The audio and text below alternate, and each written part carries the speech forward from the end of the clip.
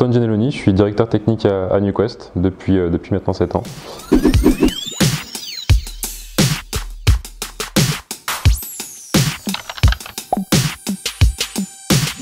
NewQuest, c'est une agence qui a 10 ans, qui va sur ses 11 ans en mars prochain. Initialement, c'est une agence de techniciens. Notre métier, c'est faire des sites internet, mais ça s'est vite transformé. On s'est vite rendu compte qu'un site internet, c'était quelque chose de très global. On parle aujourd'hui de plateforme.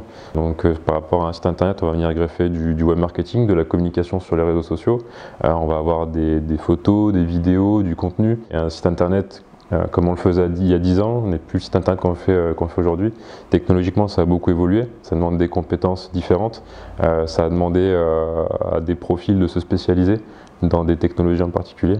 Donc voilà, aujourd'hui, on ne fait plus que du site internet, on fait beaucoup de choses à côté et on essaie de saisir un peu les perches dans des secteurs d'activité connexes et nouveaux comme la robotique, comme le bâtiment connecté, comme l'événementiel. Parce qu'il y a vraiment beaucoup de choses à faire pour vraiment corréler toutes ces technologies, quoi.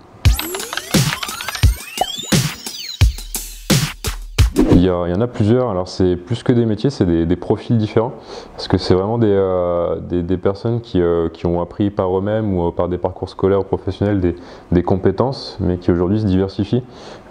Quelqu'un par exemple qui est graphiste a peut-être fait ses écoles sur Photoshop par exemple, je veux dire pour faire du web design.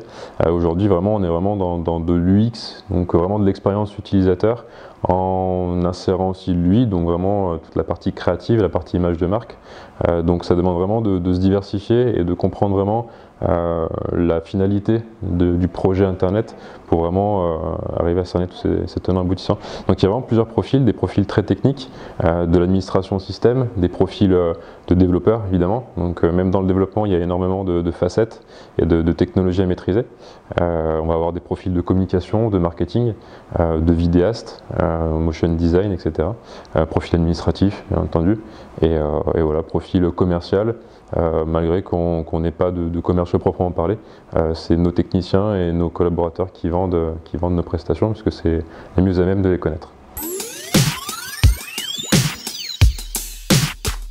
On va pas vouloir forcément un génie qui est ultra compétent mais qui ne saura pas s'intégrer à l'équipe. On préfère vraiment insister sur un côté humain, une personne qui va pouvoir vraiment adhérer à tout ça et qu'on va faire grandir et qui va poser sa brique voilà, sur l'édifice. De façon plus générale, demain ça va être essentiellement des métiers de cybersécurité qui vont se développer, l'impression 3D.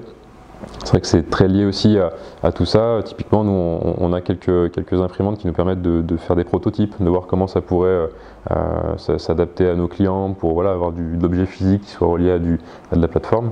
Donc voilà, ces métiers-là, ouais, robotique, cybersécurité essentiellement.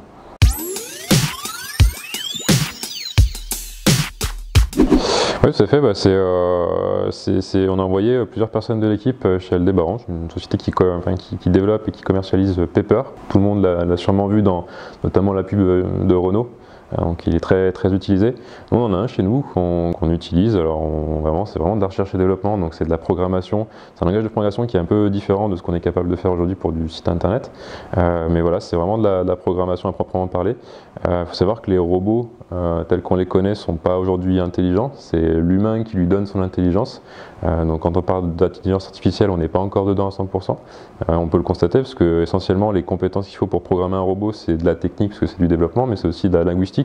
Ça demande vraiment de connaître toutes les expressions et tout un wording autour de phrasés. Donc je parlais de Pepper, on a aussi un robot qui s'appelle Nao, c'est un petit robot qui est capable d'avancer, de marcher sur ses deux pieds. Pareil, on lui insère sa logique et son intelligence. Et plus récemment, on a acquis un Jibo. Donc Jibo, c'est vraiment un robot d'accueil qu'on va disposer sur un comptoir, qui est capable de s'orienter vers la personne qui va pouvoir regarder, interagir avec, discuter. Encore, on est dans l'insertion d'intelligence. Mais voilà, je pense que c'est vraiment des technologies qui évoluent très vite. Demain, elles vont être capables d'analyser du texte, de la voix, de l'image, de s'enrichir par rapport à tout ça. Donc voilà, aujourd'hui vraiment un métier à la fois technique mais aussi linguistique, psychologique, puisque ça demande aussi de comprendre le comportement humain. Donc voilà, on continue sur cette lancée en tout cas.